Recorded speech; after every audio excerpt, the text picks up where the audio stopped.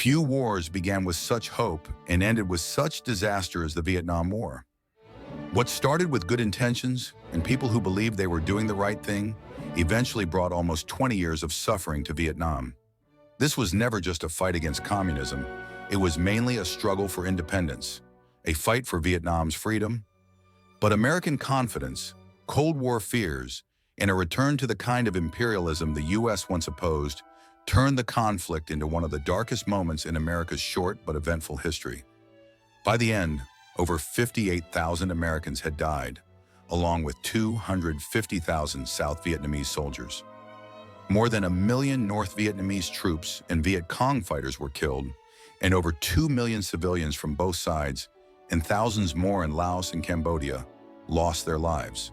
The roots of the conflict go back to 1858, when France began its conquest of Indochina. The French claimed they were bringing civilization by building roads and bridges, but the Vietnamese, just as they had done with earlier Chinese invaders, rejected foreign control. To them, the French were occupiers, and the struggle for independence continued. In 1919, after World War I, U.S. President Woodrow Wilson traveled to Paris to help reshape the world and spoke about the rights of colonized nations. During this time, a Vietnamese nationalist delivered a petition asking for Vietnam's independence. Signed by him and other supporters, Wilson's secretary said he would show it to the president, but there is no proof Wilson ever saw it. The man who wrote the petition would use more than 70 names throughout his life, but eventually became known as Ho Chi Minh. After joining a protest against a French-backed emperor, he became a target for arrest and fled Vietnam in 1911, spending 30 years in exile.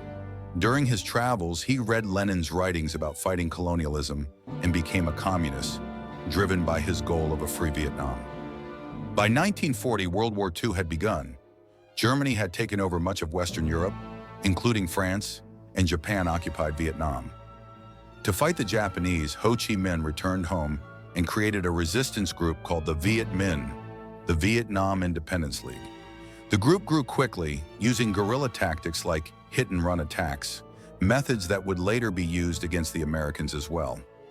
In 1945, 3 years after Japan attacked Pearl Harbor, the United States looked for ways to weaken Japanese forces in Vietnam.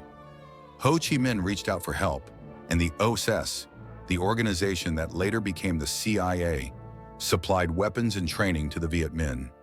The Americans were impressed with how fast the fighters learned. Ho even began calling his group the Viet American Army and praised the United States as a champion of democracy. But when the atomic bombs fell on Hiroshima and Nagasaki, Japan's surrender was only a matter of time. Ho Chi Minh urged the people of Vietnam to rise up and take control of their country before the French returned to reclaim it. On September 2, 1945, the same day Japan surrendered and World War II officially ended, hundreds of thousands of people gathered in Ba Dinh Square in Hanoi. They came to hear Ho Chi Minh declare that Vietnam was now an independent nation. It felt like the beginning of a hopeful new era, but the world had changed. President Franklin Roosevelt, who believed in independence for colonized countries, had died. His successor, Harry Truman, now faced a rising threat. The Soviet Union had taken control of Eastern Europe and seemed ready to expand into Turkey, Greece, and Iran.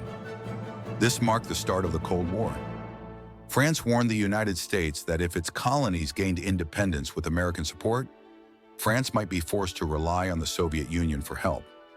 Not wanting that, the French began sending thousands of soldiers back to Vietnam, with American financial aid. Then, in 1950, Communist North Korea invaded South Korea. The domino theory, the fear that one country falling to communism would cause others to follow, was stronger than ever. The United States responded by sending tens of thousands of troops to push the invasion back. They succeeded, giving Western nations confidence that communism in Asia could be stopped. By 1953, the French had been fighting in Vietnam for 7 years, again supported by U.S. aid. They had already suffered over 100,000 casualties. Their troops were constantly ambushed, their trains bombed, their supply routes cut off, only to be ambushed again. The Viet Minh, backed by the Soviet Union and China, were a fierce and determined force. The French were exhausted, and talks to end the war began to take shape. Before negotiations could start, both sides tried to strengthen their positions. The French created a heavily fortified base at Dien Bien Phu, believing that any battle there would end in their favor. They were so confident that they ignored the jungle-covered hills surrounding their 11,000 soldiers. Soon, 50,000 Viet Minh fighters surrounded the valley and opened fire with heavy artillery. The French were trapped. After 55 brutal days, they surrendered, having lost 8,000 troops. After nearly a century of colonial rule, France's time in Vietnam was over. The Viet Minh's victory proved to them that they could defeat a powerful Western nation. An agreement was then signed, dividing Vietnam into two parts at the 17th parallel, separated by a demilitarized zone. Civilians had 300 days to choose where to live, and about 900,000 people fled to the south, hoping to escape communism. The South became the Republic of Vietnam, led by President Ngo Dinh Diem in the capital city of Saigon, supported by the Army of the Republic of Vietnam, ARVN.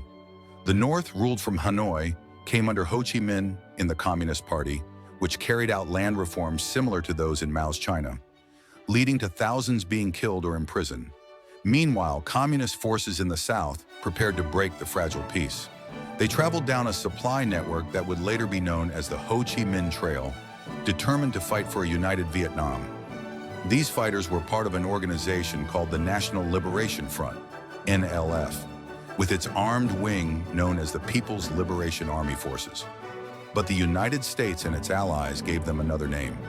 One meant to insult them, the Viet Cong, meaning communist traitors. John F. Kennedy became president during a time of intense Cold War pressure. Policymakers remembered the lessons of World War II. Aggressive dictatorships had to be stopped early before they threatened global peace. Critics argued that Kennedy was being too soft. He had failed to prevent the building of the Berlin Wall, and communism was spreading into Laos and Cambodia. So when Vietnam became the next test, Kennedy couldn't afford to appear weak.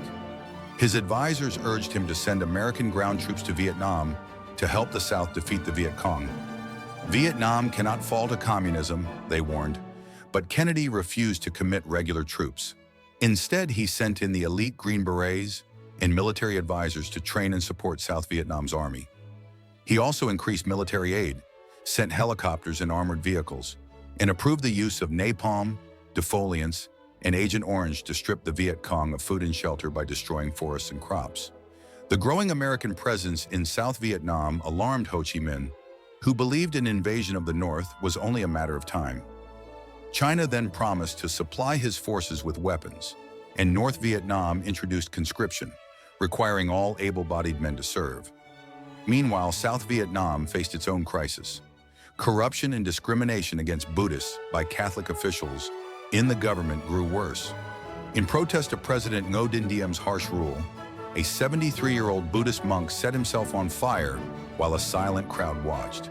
Another monk repeated, "A Buddhist monk becomes a martyr," again and again. More monks followed his example.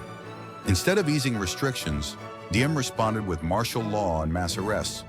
The South, meant to be a democratic alternative to the communist North, had become a dictatorship. Diem's rule was no longer tolerable. Vietnam's military generals, assured that the United States would not stop them, carried out a coup and assassinated Diem and his brother. People celebrated in the streets, but a new problem immediately emerged, one Kennedy had feared. Who would lead the country now? Kennedy never got the chance to find out. On November 22, 1963, he was assassinated. His vice president, Lyndon B. Johnson, became president. Johnson had opposed the coup that removed Diem, believing it would only make things worse. Sensing weakness and chaos, the Viet Cong launched new attacks across the countryside. Without strong leadership, the South fell into turmoil. Between January 1964 and June 1965, Vietnam saw 8 different governments rise and fall, one coup after another, each government collapsing into the next. As the USS Maddox moved slowly through the Gulf of Tonkin, it fired warning shots at approaching boats. Soon after, it came under fire from a North Vietnamese torpedo squadron. Ho Chi Minh was surprised and upset when he heard about the attack. The officer responsible was removed for acting without discipline. Ho demanded to know who had ordered the attack. But even today, people still argue about who gave that order. In Washington, the Joint Chiefs of Staff pushed for immediate retaliation, but President Johnson refused. He believed that a second attack would be needed to justify any response, but no second attack ever happened. Instead, sonar operators, confused by rough waters and nervous tension, convinced themselves that another North Vietnamese attack had probably occurred. Johnson was told it was likely, not certain, but because it was likely, he was urged not to ignore it. American pilots were then sent to strike North Vietnamese torpedo boat bases and oil depots. For the first time, U.S. bombs fell on Vietnam. This supposed second attack, even though it never happened, allowed Congress to pass the Gulf of Tonkin resolution, giving Johnson the power to assist any Southeast Asian country threatened by communism. It also gave him the legal authority to send American forces into Vietnam. North Vietnam retaliated. Guerrillas attacked a U.S. air base near Saigon, killing 5 Americans and destroying 5 B-57 bombers. Johnson's advisors again pushed him to send ground troops and launch airstrikes against the North, but he still refused to put troops on the ground. Then the Viet Cong struck again, this time attacking a helicopter base in Pleiku, killing 8 American advisors and injuring hundreds. A nearby hotel was bombed as well, killing 23 more Americans. Johnson felt he had to respond. On March 2, 1965, he ordered Operation Rolling Thunder, a large systematic bombing campaign against North Vietnam. This marked a major shift. The president had moved from limited retaliation to a full-scale bombing strategy, but the public was not told the truth. Americans did not know Johnson had expanded the war. Still, Viet Cong attacks continued, and the U.S. felt too deeply involved to pull out. Leaving would make America look weak. So in March 1965, Johnson finally made the decision he had avoided for years. He sent ground troops into Vietnam. According to the Pentagon Papers, the real reason was not the fear of communism spreading, it was the fear of national embarrassment. By early 1966, 2,344 Americans had already died in the war. 200,000 U.S. troops were now stationed in Vietnam, with more arriving every month.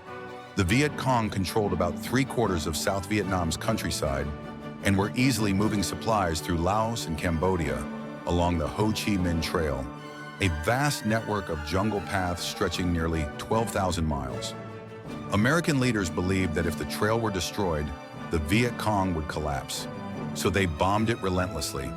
In the Laos section alone, 3 million tons of explosives were dropped, 1 million tons more than the bombs used against Germany and Japan combined during World War II. As months and years passed and the number of dead American soldiers grew, the public was told not to worry. They were killing the enemy at a rate of 10 to 1. But American families didn't care about the 10 enemy soldiers. They cared about the 1 American who died. General Westmoreland, who said he could win the war in 3 years, sent a message to Washington asking for 200,000 more troops. But Secretary of Defense Robert McNamara told President Johnson he had only 2 choices: negotiate with Hanoi or give Westmoreland the men he wanted. Even then, McNamara said the chances of winning were only 1 in 3. Johnson still chose to send more troops. He knew the war was likely unwinnable, but hundreds of thousands of Americans were being sent anyway, into a war Washington leaders believed could not be won. The Americans were not only fighting the Vietnamese, they were also fighting the land itself. Soldiers had to move through elephant grass, thorn bushes, bamboo as tall as 20 meters, and jungles so thick it could take an hour to move just 100 feet. Black leeches the size of fingers caused painful infected wounds, and sunlight barely reached the ground. The terrain was filled with booby traps, landmines, and grenades that could destroy limbs or kill instantly. U.S. soldiers also struggled with M16 rifles that jammed during firefights, sometimes costing them their lives. Even when Americans won battles, it often didn't matter. The enemy quickly replaced their losses, and U.S. troops were stretched so thin that any area they captured was taken back by the enemy as soon as they left. By the end of 1967, 20,000 Americans were dead, yet people back home were told that victory was near. There was light at the end of the tunnel. Protests began to grow. At the start of 1968, 500,000 American troops were in Vietnam, and U.S. leaders kept promising that the end was close. But the North Vietnamese army and the Viet Cong were preparing something big, a massive coordinated attack on South Vietnamese cities and towns. If they captured Saigon, the Americans would have no choice but to withdraw. The attack was planned for January 31st, the first day of the Vietnamese Lunar New Year, known as Tet. "Advance and we will win total victory," Ho Chi Minh told his soldiers. On January 30th, a 36-hour truce for Tet began, and many South Vietnamese ARVN troops went home for the holiday. The next day, 84,000 Viet Cong and North Vietnamese troops attacked 36 of South Vietnam's 44 provincial capitals, dozens of American and ARVN bases, and the 6 largest cities in the country, including Hue, Da Nang, and Saigon. But as the fighting continued, the plan of the Viet Cong and NVA began to fall apart. South Vietnamese and American forces were hitting them hard and causing heavy losses, and this continued throughout the battle. For the first time, U.S. soldiers could clearly see who they were fighting. The Viet Cong were no longer hiding in the bushes or the trees. They were in the streets and inside buildings. The Viet Cong were now fighting in a way that played to America's strengths. After months of heavy fighting, the Viet Cong were pushed back. Johnson said the Tet Offensive was a major defeat for the communists. Of the 84,000 enemy troops who took part, about 58,000 were killed, wounded, or captured. It was a huge military victory for the U.S. and the South Vietnamese army. The Vietnam War was the first war shown on television. Reports and footage from the battlefield were broadcast directly into American homes. Before the Tet Offensive, the public had been told that the war was almost over and that the North Vietnamese were close to defeat. So when the offensive happened, it completely contradicted what they had been told. The American people lost trust in their government and protests grew. On March 31, 1968, President Johnson addressed the nation on TV. He announced that the U.S. would stop bombing North Vietnam in hopes of starting peace talks. He also said he would not run for re-election. The country was shocked. Johnson wanted to focus fully on finding peace. Then Martin Luther King Jr. was assassinated, and protests erupted again. The country had not been this divided since the Civil War. Things grew even worse when Robert Kennedy, who was campaigning to end the war, was assassinated in June. America felt like it was falling apart. Richard Nixon was elected president after promising to end the war and bring the country together. When he took office, 37,000 U.S. soldiers had already died, and the war dominated everyone's thoughts. But the way he reached the presidency was hidden from the public. As the election approached, Johnson had made major progress toward peace. He agreed to stop all bombing of Vietnam. Hanoi agreed for the first time to talk with South Vietnam. The U.S. also agreed to include the Viet Cong in negotiations. Peace finally seemed possible. But on November 2nd, just 3 days before the election, President Thieu of South Vietnam suddenly pulled out of the peace talks. A member of the Nixon campaign had secretly contacted Thieu's government, telling them to refuse the talks. They promised that if Nixon won, he would take a tougher stance against Hanoi than his opponent, Hubert Humphrey. Because of a CIA source in Thieu's office and an FBI wiretap in the South Vietnamese embassy in Washington, Johnson found out what had happened. He learned that Nixon's team was committing treason by working with a foreign government during a war. Nixon was willing to delay peace and let more people die to win the election. But Johnson, unable to reveal how he got the information without exposing intelligence secrets, said nothing. Nixon's secret stayed hidden. As peace talks stalled and the war dragged on, American soldiers were sent into battles that had no real purpose. They fought for hills like Hamburger Hill, only to abandon them later and let the enemy take them back. All that mattered to U.S. commanders was the body count. As protests in America grew louder, Nixon knew he had to change his approach. People were tired of seeing thousands of young men die for nothing. This led to a new strategy called Vietnamization. South Vietnam's army, the ARVN, would slowly take over more of the fighting, and American troops would start going home. The U.S. trained the ARVN and supplied them with over 1 million M16 rifles, 40,000 grenade launchers, and thousands of vehicles. But both American and South Vietnamese leaders understood the truth. If the U.S. couldn't win with 500,000 of its own soldiers, South Vietnam alone had no chance. Publicly, Nixon called Vietnamization a huge success. On September 2, 1969, the 24th anniversary of Ho Chi Minh's Declaration of Independence, Ho Chi Minh died. Even though American casualties were dropping and U.S. forces won more battles, the anti-war movement grew stronger. Then the public learned that over 500 innocent men, women, and children had been massacred by U.S. soldiers in the village of My Lai. The country exploded in anger. Massive protests filled the streets.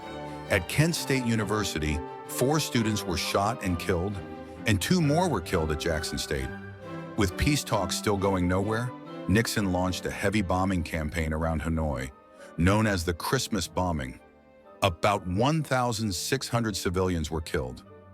On December 26th, North Vietnam agreed to return to the talks. Within 6 days, the sides reached a final deal. America had bombed them into accepting the terms. Prisoners of war would be released, and American troops would withdraw. On March 29, 1973, the last U.S. soldiers left South Vietnam. Only 200 Marines stayed behind to guard the American embassy, along with diplomats and CIA officers. The fighting between North and South Vietnam continued, and civilians were once again trapped in a cruel civil war. Nixon had promised South Vietnam that if Saigon was ever in danger, the U.S. Air Force would come to their rescue, just like during the Easter Offensive.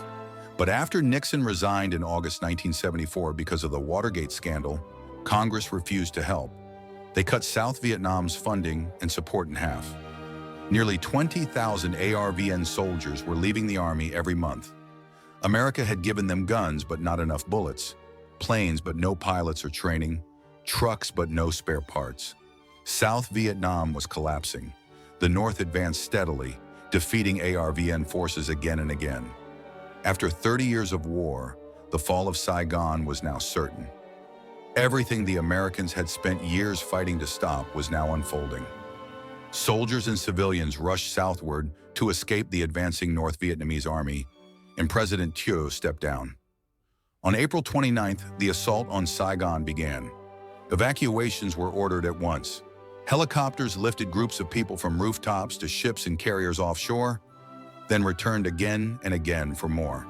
When the decks grew overcrowded and there was no space left, aircraft were pushed into the sea to clear room. South Vietnam surrendered to prevent further killing. Thousands were sent to re-education camps, some for a decade or more. ARVN cemeteries were destroyed or sealed off, and a deliberate effort was made to erase any trace of the old South Vietnamese state. After 3 decades of conflict, more than 2 million deaths, millions of displaced families, and entire villages leveled, Vietnam finally stood as a single, unified nation under communist rule. With Soviet assistance, the new government reshaped society along strict socialist lines. Agriculture was collectivized, private enterprise was eliminated, industries were nationalized, and central planners were placed in charge of every aspect of the economy. The consequences were devastating. Living conditions collapsed, food shortages spread, and many starved. Eventually, 1.5 million people fled the country, and roughly 400,000 would resettle in the United States. To paraphrase John Kerry, the Vietnam War forced the world to question everything: the logic behind leveling towns in order to save them, the morality of My Lai, the meaning of free fire zones where anything that moved could be shot, the value of civilian lives, the reliability of body counts inflated to raise kill ratios, and the point of battles where men charged up hills simply because commanders ordered it, only to abandon those same hills afterward. Pride turned minor clashes into grand events, because America could not appear weak, could not withdraw, and could not accept defeat, no matter how many lives were lost to preserve that illusion. Yet the men who fought and died, whether American, ARVN, Viet Cong, or North Vietnamese, showed courage, loyalty, and extraordinary sacrifice. They should not be forgotten. The conflict they endured was never truly a soldier's war. It was a political war, one that forever reshaped both Vietnam and the United States. After decades of fighting, the war finally ended. But its impact on nations, on families, and on those who survived would last for generations.